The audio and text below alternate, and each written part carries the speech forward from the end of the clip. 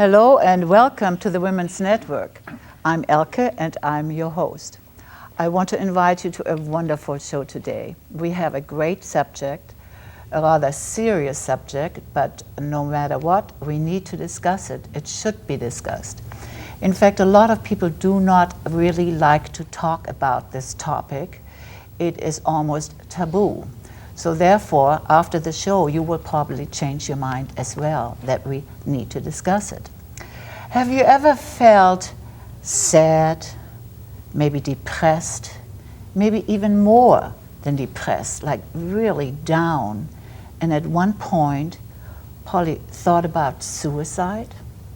Well, I think a lot of us have had these feelings, and unfortunately, some have actually committed suicide, or some committed suicide and were lucky enough to be alive.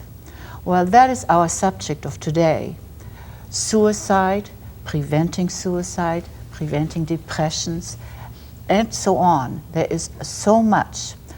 And I have with me some wonderful guests who all had a loss in their life. And one of my guests actually sat down and wrote a book on her loss, her resolve, forgiveness, and so many more items that she can discuss with us today. So let me just show you what we have here. We have the book, Black, Beautiful in Black, A Conversation with Suicide. And with that, I have invited the author, Sara Shai. Sara, it's so great to have you here. I have had you on my show several times. In fact, the last time was about 3 years ago. And every time I have you on, you have something else to talk about, something else to show me. And at that time you said, the next thing I think I will do is write a book. Now, I called you just by chance a couple of weeks ago, and there you are. You finished your beautiful book, Beautiful in Black. I want to know more about it, naturally. Why did you write the book, and when did the suicide occur?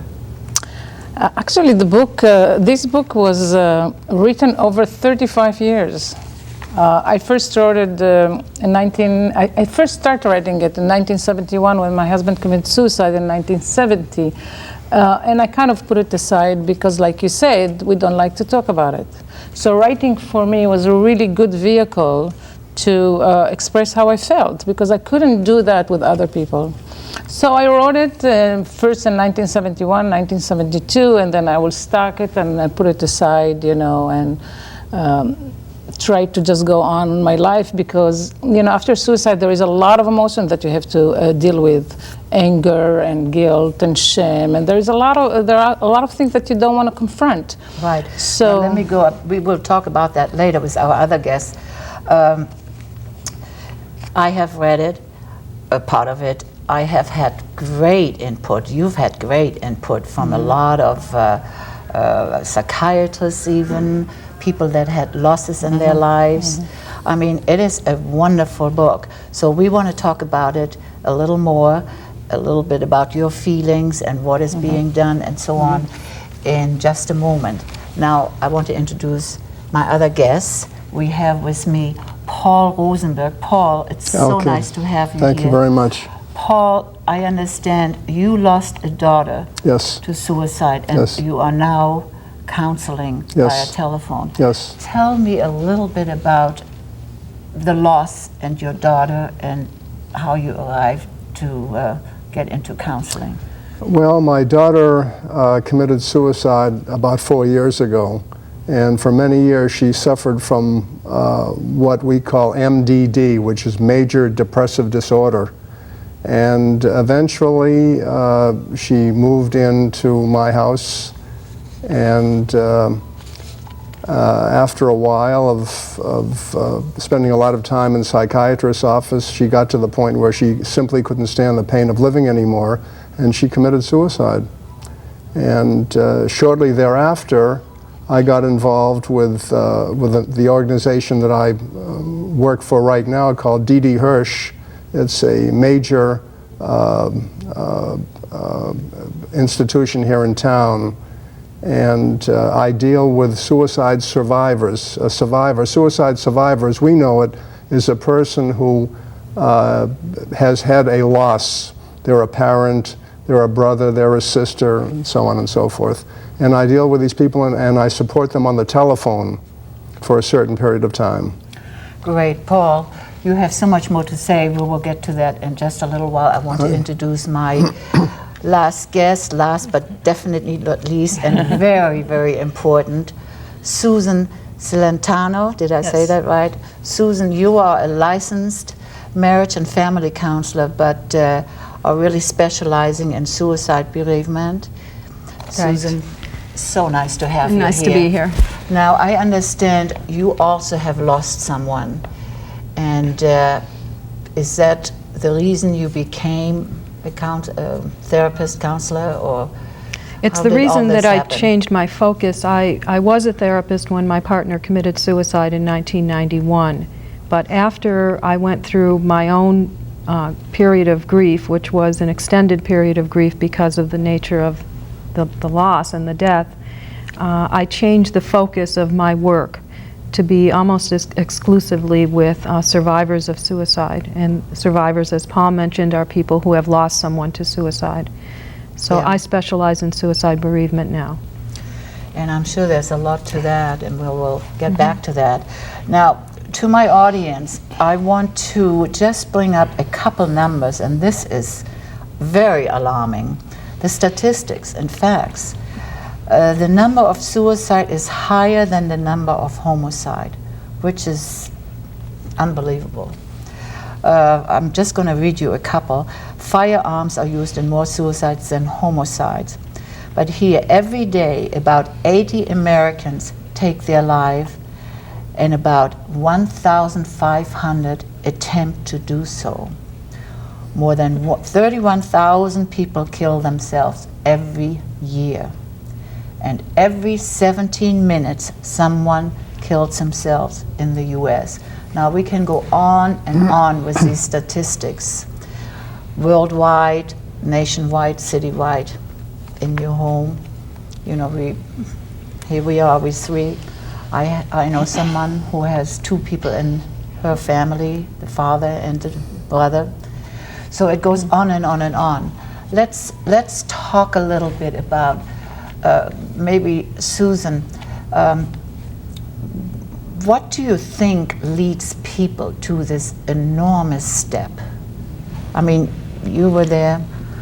Right, and speaking from my personal experience and my professional experience in the field, I think it's a gradual process. I think it builds over time, and I think it's a very deep, as you mentioned in your introduction, a very deep sense of despair, sense of hopelessness, a sense of being boxed in, trapped, a sense of desperation, and a sense that things will not get any better.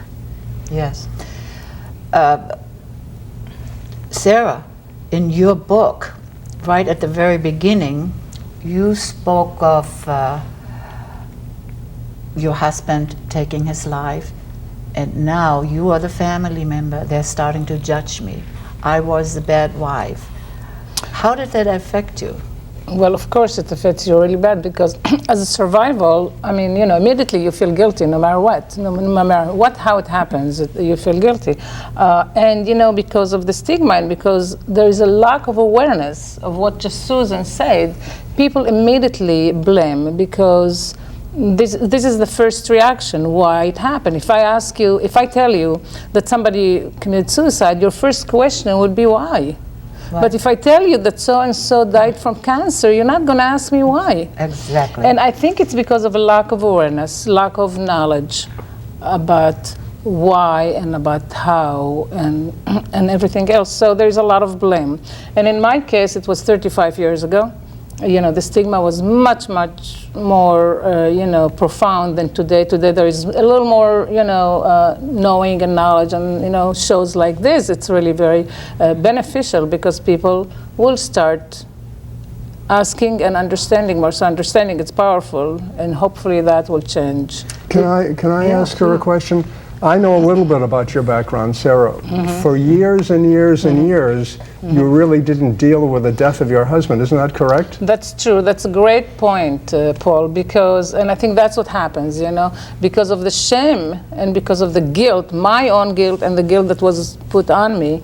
So I really put it, I put it aside. Yeah. I went for it to a certain degree. I said, yeah, deep inside, you know, why would he kill himself? I was there. I was in his life, so I must have been part of it. So instead of dealing with it and confronting it, I, you know, put it aside, and I thought, I'm going to make my life work. Right. And so I did make my life work, but the effect of suicide was there. And every 5 years, and so that's why I'm telling you that this book was written over 35 years. Because every 5, 7, 8 years, I will feel the effect of suicide, and I will pick up the book and start rewriting it again.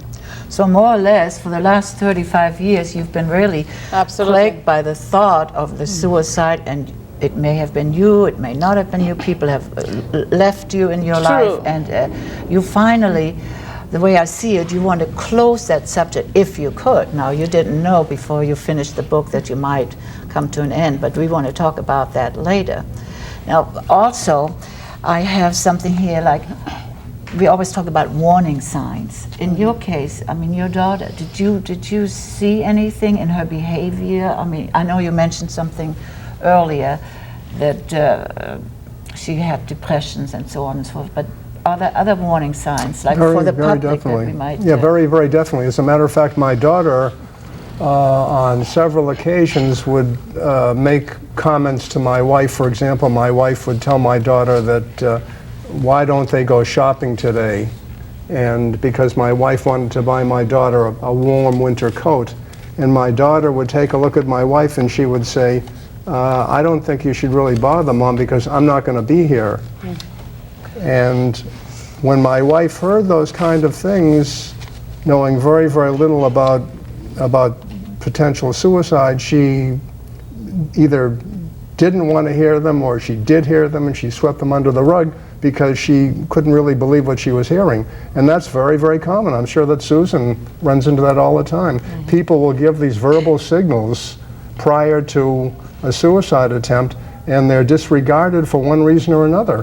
We don't want to believe that someone will do that either, because partly because of the shame you talked about. For a number of reasons, we don't want to believe it. We tend to think that people who kill themselves are weak, that they're weak in their character, rather than attributing it to the mental illness, which it usually is. But as Paul said, there are usually warning signs, but it's much easier to recognize those warning signs in retrospect after it's happened. Exactly. Right, and statistically, isn't that the truth, Susan, that really the best prevention is the warning sign, is understanding it early as possible that the person is thinking of suicide. That's the best way to prevent it, because then you can offer help and you can do something about it. But you need to believe it first in order to... Like Paul said, his wife did not believe. She would say, well, I won't be here. I mean, you know... Or she didn't want to hear it, Elke. Exactly, right. I mean, that's, in retrospect, she did say that. Right. But you know, I didn't want to hear it, or no, this couldn't be true. Now, when people come to your office and they are very disturbed, down and out, and they might mention suicide, I mean, how do you handle it? What can you do? One of the first things I would do with someone who was expressing suicidal thoughts, well, first I would assess the lethality. In other words, how serious are they, and do they have the means? If I feel that they're serious, then I will attempt to mobilize their support network. Because one of the things that suicidal people do is isolate themselves and cut themselves off from those who love them and that they love. So one of the first things I do is to get people connected or reconnected with the people in their lives who mean something to them. But you still have to you really have to believe in them as to what they're telling you. When someone tells me they're suicidal, I always believe them. Right. And I know there's I think it's a good idea. Yes, to, no well, a lot matter of people what. say it's a cry for help, but to me, a cry for help could result in a suicide. Exactly. So people tend to have this attitude that, oh, it's only a cry for help, and they're dismissive of it, particularly with young people and teenagers. Yeah. But we need to take that very seriously. And a cry for help, it seems that your husband, what was his cry for help? From what I understand, he didn't really voice very much. I mean, He did a little bit. He talked about life and death all the time, really. right, but then But in a you philosophical way, you know, so I for sure didn't take it seriously. And even when he was depressed and he said, you know, clearly, you know, I'll kill myself if that happens, I did not take it seriously. I really didn't. And I think if there is any message that we want to bring in this show to the people out there is listen. Listen and take it seriously. So awareness, it will be the first key, if anything. And yeah, it took me 35 years to heal myself and to recover and to come to a completion in order to actually be able to talk here. I mean, you know, I went through times that when people ask me why, you know, if I will say I'm a widow, they will ask me why your husband died. I would lie. I didn't say suicide. I said car accident, heart attack, whatever. I mean, because he was young, I couldn't say heart attack or things like this, but I chose to say car accident, things like this, because when I didn't lie, the reaction was pretty startling. It was pretty judgmental, or they didn't want to hear about it. So I got the message. Yeah, it's interesting, Elka. I deal with people on the phone. And for the past 4 years since my daughter died, I probably have spoken to possibly 50 survivors. And most of those people I'm still in touch with 3 or 4 years after the fact. And the interesting thing is that almost every single one of those people say that I got some sort of a verbal message from blank. Right. And I didn't hear it, I didn't want to hear it, I didn't listen to it. And sure enough, those people committed suicide. So like Sara said, the most important thing is that when someone tells you that they're thinking of committing suicide, as much as you don't want to believe it, you should take it very, very seriously, like Susan says. Or any type of telltale signs, like, you know, I'm not going to be here, or you probably hear a lot of them. And when Sara said her husband spoke about death in a philosophical way, that is often a sign that someone is suicidal. Exactly. People are obsessed with the idea of death and suicide and talk about it, write about it, maybe write music about it, poetry, different... Right, and I like what you said, which is, I think it's really true. It happens over a period of time. It's rarely that somebody really, you know, decided in you know, in spare of the moment to jump off the building. It's really something that it becomes a belief. It becomes a belief in the person's mind that if something happened and they need to exit, this would be one way to exit. And we, as people around these troubled people, we sort of live in a denial stage for a long time. Very true. And you mentioned something very interesting before the show. This is sort of like a silent epidemic. It is. And we don't want to take it serious. It is, because you just read some of the statistic. I mean, the numbers tells us that it's a silent epidemic. There is somebody dies every 17 minutes. I mean, since we sit here, and it's only in the United States, few people will kill themselves. I want to again talk to my audience for a moment. I'm here with suicide survivors, people who have had someone in their life, unfortunately, commit suicide and are now here to talk about it. As we see on the screen, that is Sara's book. She wrote about her husband committing suicide, the feelings that she had to deal with, the agony, the rebuilding her life, the confronting other people, and so many other things that she dealt with over the last 35 years, as it happened 35 years ago. And Sometimes it takes a while, if at all, even. Yeah, I'm very stubborn, Right. I tell you. I didn't want to deal with it. So now let's talk a little bit about like prevention. You are dealing with your telephone support group. You are a therapist. Is there research? Is there nowadays internet research? Is there anything that we can bring forward to people who may be listening and are in dire need of hearing what can be done or where they can go for support? Besides, before it gets to that fatal moment. Actually, I don't deal in suicide prevention. I deal in suicide postvention. After the fact. Susan is the person who's knowledgeable in prevention. Yeah, and I do both also, pre and postvention. Right, that I know. But in terms of prevention, I think, as we were all saying before, being aware of and recognizing the warning signs. It's very easy to go onto the internet, onto several websites, which will give you a list of warning signs and how to help people who are suicidal. The American Foundation for Suicide Prevention and the American Association for Suicidology.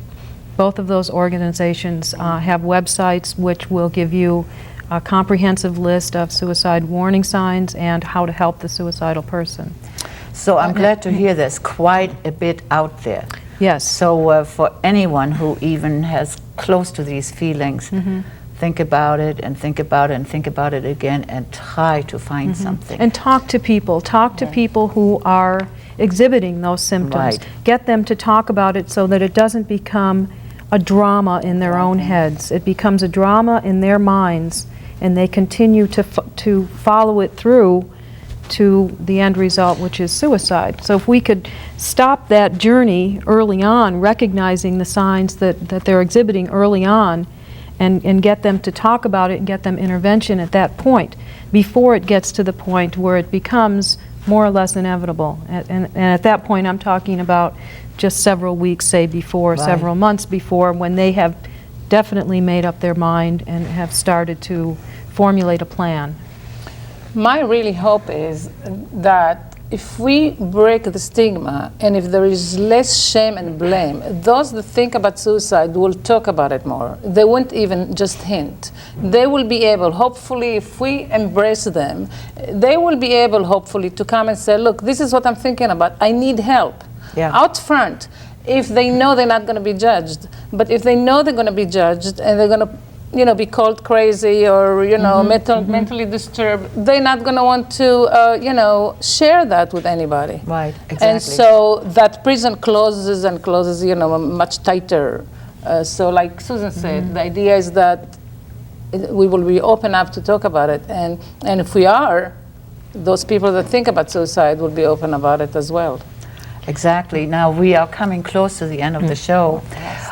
Don't have too much time, but before we talk to the audience again, what about the acceptance? Have you all accepted what has happened to you? Have you accepted the death of your daughter? I mean, and you have gone on evidently by. No. Or is there ever a point that you really can't? I have never accepted it, and I never will. My feeling about suicide is that as much as I don't like to say this, it's something that I personally will never be able to put an end to. It will live with me as long as I'm alive, and my wife feels exactly the same thing.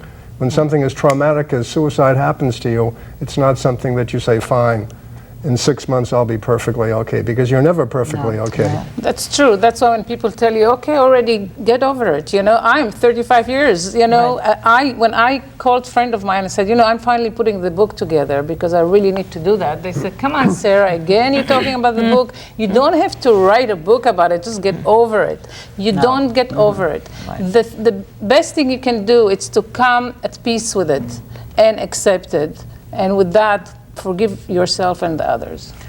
Okay, now we have 30 seconds each. Please, let's give some really words of encouragement, of living, of support to the audience. Why don't you start? All right, well, I think the most important thing, like Sara has said and like Susan has said, that when a suicide might be imminent, become very, very, very active. Deal with it. If the person is under the care of a psychologist or a psychiatrist, deal with that. Get involved in it and listen and pay attention, because if you choose to sweep it under the rug, it might be too late, unfortunately. Susan? I guess in terms of a message for people, I would like to see people and shows like this foster more compassion and kindness in people for two groups of people. People who are suicidal because of that deep despair that they experience, and people who have lost someone to suicide, because as we said before, it's not something you ever get over, it's something you learn to live with. And quickly? And my message is really basically to inspire and empower people to speak about it, not to have it as a secret. It's not a secret, it's something that it's happening, and not to live in denial. Just be who you are, no matter if you think about suicide or you're a survivor of suicide. Just open up.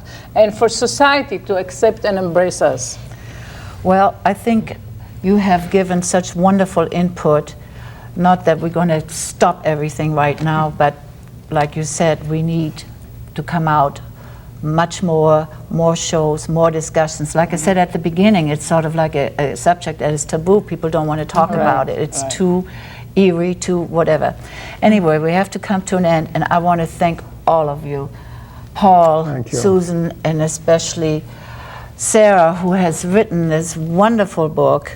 And I think it's an opener for people who are in despair, and I think it's almost recommended reading.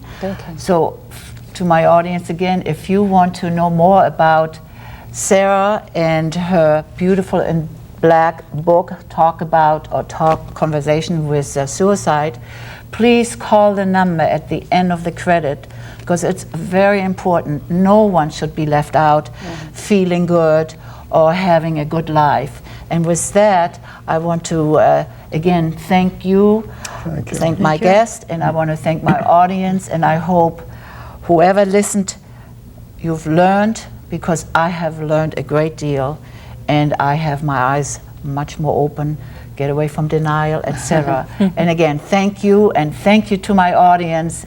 It's been great having you, and again, I hope you learned something from our show today. And until I see you again, bye-bye. And with that, I think this has been very fast. Quite that was so fast. Is it?